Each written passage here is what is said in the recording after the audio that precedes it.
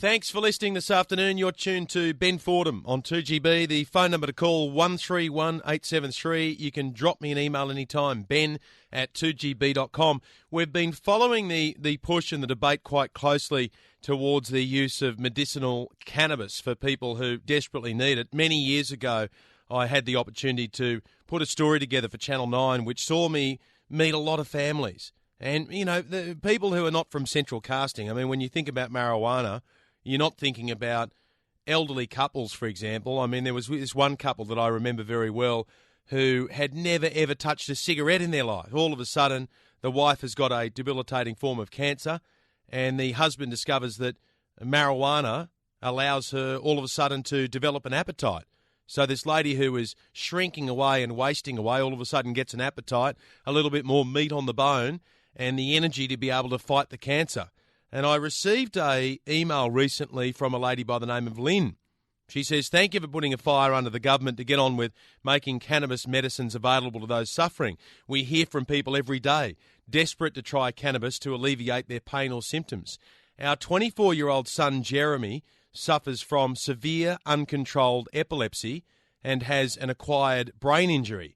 We are treating him with homegrown cannabis medicines. It is terrifying to be on the wrong side of the law, but not as terrifying as losing our son to the next seizure. He cannot wait for trials and results. The seizures and the pharmaceutical medicines were slowly but surely killing him. Thanks again, Ben. If only our government could be as frank and determined as you. Regards, Lynn." I should point out as well that our breakfast host here at 2GB, Alan Jones, has been very forceful in his support for families who are calling for change on this front.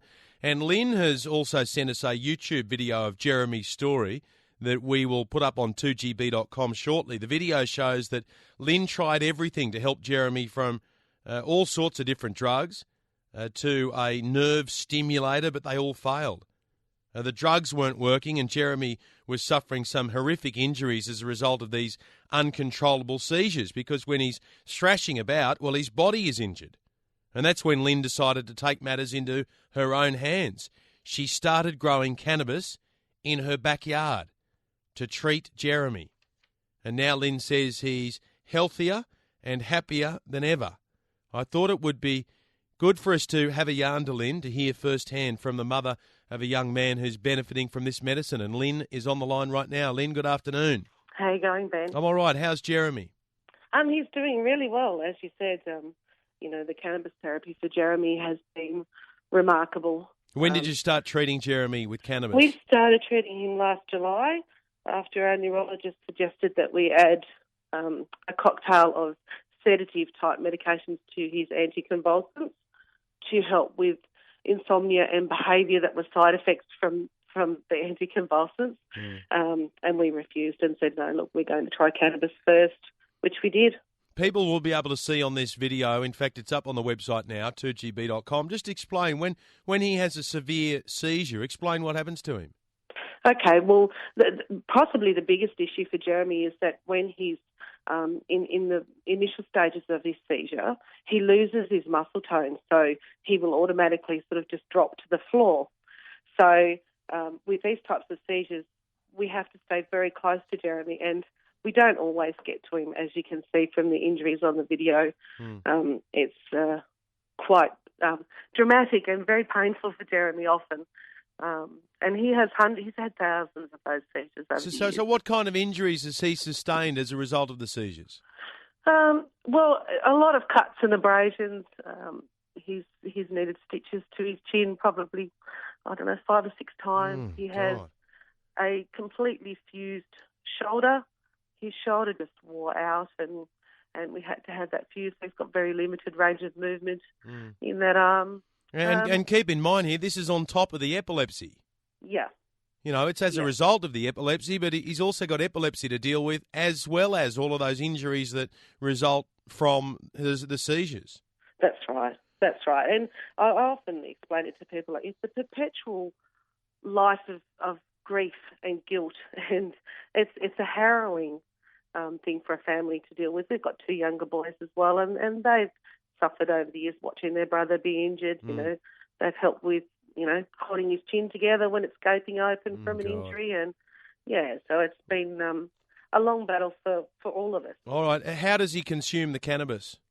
Okay, we infuse the cannabis into an MCT oil, and he just has that on a spoon 4 times a day. Mm-hmm. What impact does it have? What does it do to him? There's been a lot of benefits for Jeremy. It's improved his sleep patterns. It's reduced his seizure activity. The seizures he does have, he recovers a lot more quickly from. He's not suffering the toxic events that he was suffering when he was taking all of the pharmaceuticals.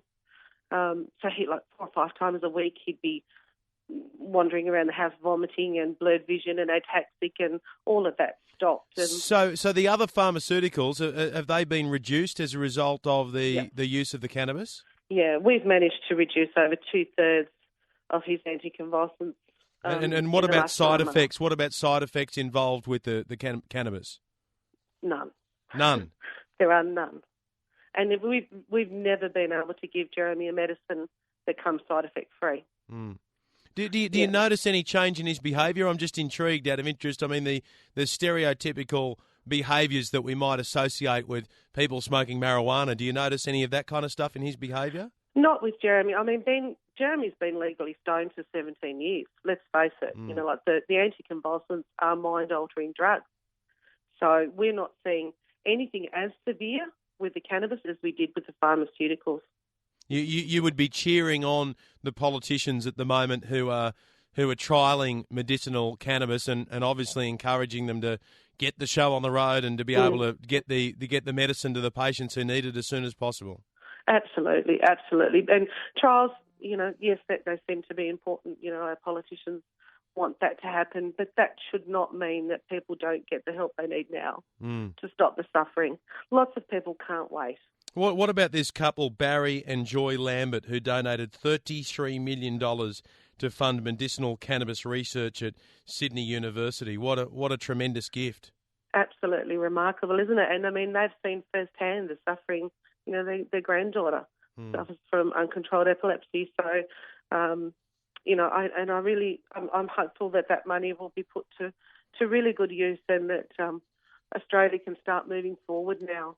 All right. Well, look, I want to encourage people to go to our website right now and to have a look at the YouTube video that you put together, which really tells the story of Jeremy, who's 24 years of age, suffers from severe uncontrolled epilepsy. He's got an acquired brain injury, but for some reason, medicinal marijuana has been a godsend for him and to him, and I encourage people to go and learn more by going to 2gb.com. And Lynn, I thank you for coming on and for sending me the email, because I just think sometimes, I mean, I know a lot of people listen to the facts and the figures around it, but it's good to be able to hear from a real human being, not a scientist, a mother, just about the impact that this has had on her son.